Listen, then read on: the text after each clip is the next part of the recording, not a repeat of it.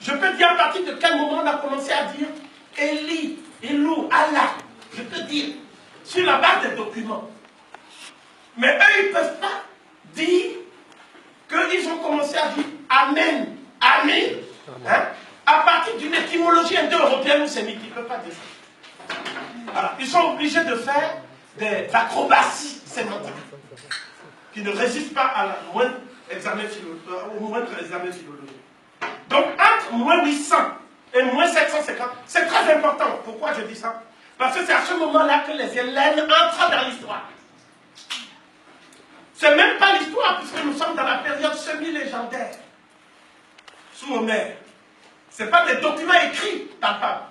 C'est des documents oraux où on fait surgir les héros, n'est-ce pas, de la Grèce, mais aussi les démons et tout ça. On les fait surgir d'un âge d'or qui ne se trouve pas en Grèce même. Voilà. Donc, j'ai dit que pour être un Dieu, il faut avoir accompli la marche sur terre. Et c'est cela qui vous donne maintenant la capacité de survivre. Et quand vous allez survivre, ce n'est pas seulement votre âme qui va survivre. Parce que l'âme, c'est un terme simplement qui veut dire le souffle de vie. C'est juste un souffle. D'accord? Ce dont on parle, c'est la survie intégrale de l'homme, y compris le rituel de la momification. N'est-ce pas? Donc, en tout cas, c'est de là que ça vient d'après Homère. C'est le chant 14. N'est-ce pas? Donc, l'Odyssée a été composée à la fin du 8e siècle avant notre ère. Ensuite, on dit que c'est dans cette région, toujours de la région des Grands Lacs, où les dieux de l'Olympe vont se régénérer auprès de la Sainte Éthiopie pour pouvoir accéder à la divinité. D'accord? C'est toujours dans cette même région qu'on trouve les hommes les plus anciens de l'univers. Chancès. D'accord? Je parle de l'Iliade. Chancès. Les hommes les plus anciens de l'univers. Alors pourquoi ces hommes sont-ils anciens? Parce qu'on dit que c'est les premiers de tous les hommes. Mais à quoi ressemblaient-ils? Ils étaient tellement noirs que quand le soleil brille, leur front devient bleu, comme un miroir. Ces hommes. D'accord? Et que disent les Grecs? Ils disent que c'est les plus beaux des hommes. Oui. Les plus beaux, c'est-à-dire ceux qui sont en adéquation avec l'énergie du soleil. C'est les plus beaux. Et les Grecs disent qu'ils ont une hygiène alimentaire, une hygiène corporelle, une hygiène écologique d'une telle pureté que lorsqu'ils apparaissent quelque part, il y a l'inhalation des parfums de la nature. Personne n'étudie ça. Les Occidentaux n'étudient pas. Ça, c'est des choses. Il ne faut jamais dire ça. Oh là là. C'est pour ça, des fois, même quand je dis, je regarde derrière. Donc, ce que je veux dire par là, c'est que ce sont les plus beaux des hommes, les plus hygiéniques, les purs, ceux dont l'alimentation est marquée du sceau des interdits ritueliques. C'est ce que disent les textes homériques. Et les textes homériques font une comparaison maintenant entre ces hommes-là et les élèves, que je ne vais pas vous dire. Pour des raisons... de toute façon, c'est pour vous inciter à aller lire. Vous voyez? Sur tous les plans qui ont été soulignés. En tout cas, il ressort de l'examen strict de ces documents que pour être dans la proximité du divin, il faut être proche des Éthiopiens. Voilà. J'attire votre attention sur le fait que le terme éthiopien est un terme grec qui vient de Haïtiops, qui signifie visage brûlé par le soleil. Ce n'est pas le mot que les Éthiopiens eux-mêmes donnaient.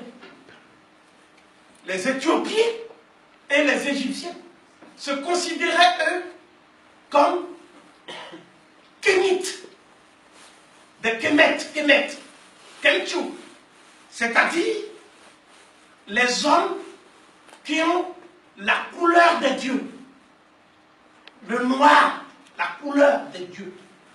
Ouais. Et c'est d'ailleurs ce que dit Homère, en disant qu'il prend ça des sources les plus anciennes depuis l'Éthiopie. Lui-même dit ça, des sources les plus anciennes depuis l'Éthiopie. Vous voyez? Bien. Ça veut dire que lorsque les Africains voient, à travers leur propre couleur, la marque infamante d'une prétendue malédiction divine, c'est parce qu'ils croient à ceux qui disent qu'ils les ont maudits. Parce que ceux-là qui ont dit qu'ils ont maudit les Africains, c'est pas ce que leurs propres ancêtres disent. Leurs propres ancêtres disent que les Africains ont la couleur de Dieu. Attention, Homère précise que toutes les divinités de l'Égypte ont la couleur noire, foncée. Comme les Éthiopiens, quand ils ont une couleur naturelle, sont représentés comme ayant une couleur noire foncée. Chaque fois que la couleur est naturelle. Le terme utilisé par Homère, c'est quand la couleur est conforme à l'exposition de l'énergie du soleil. Il ressort d'ailleurs de tout cela que le noir n'est pas une couleur. Le noir est la source de toutes les couleurs. Le noir ne peut pas être une couleur, c'est la source de toutes les couleurs. Vous voyez? Donc c'est très clair. C'est la source originelle de toutes les couleurs. Vous voyez? Donc, les anciens ne considéraient pas ça comme un fait infamant. Maintenant, je vais dire pourquoi la civilisation pré-hellénique n'est pas enseignée. Pourquoi? Quelles sont les raisons fondamentalement? On connaît les vestiges de la civilisation pré-hellénique, en tout cas de Mycène et de Tyrène, depuis le 19e siècle, de façon sûre. Homère fait référence à ces civilisations, mais Homère précise, c'est très important, que les hommes qui ont créé ces civilisations n'étaient pas des Indo-Européens, mais des mélanges de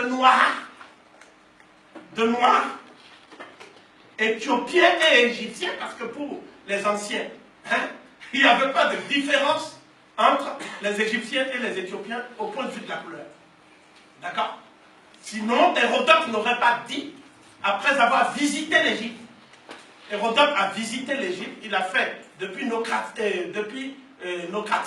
le delta jusqu'en Haute-Égypte, donc au confin du Soudan. Il a dit qu'il a vu les Égyptiens de ses yeux, donc ce n'est pas quelqu'un à qui on parle des Égyptiens. Et il avait l'âge de raison avancé. Il a dit, Kai Oti, Mélancroès, et ici Kai ou l'Autriquès. Donc, ça veut dire qu'il dit que ils ont la peau noire. Donc, la racine grecque pour dire noir, c'est mélas. Il n'y a pas d'autre racine en grec pour dire noir. Croès, ça dit la surface, l'étendue de la peau. Mais il ne se contente pas de dire ça, il donne une description capitale, il dit Ulotrichès.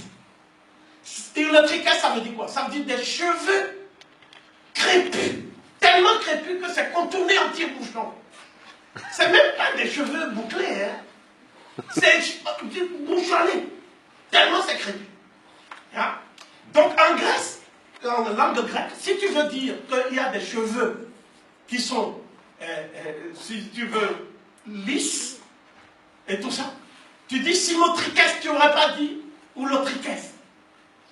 Si tu me dis c'est bouclé, c'est des cheveux de blanc, mais c'est bouclé. Tu aurais dit simotrichès, tu ne peux pas dire ulotrichès. C'est des nègres ulotriches. C'est de ça que parle Hérodote. D'accord?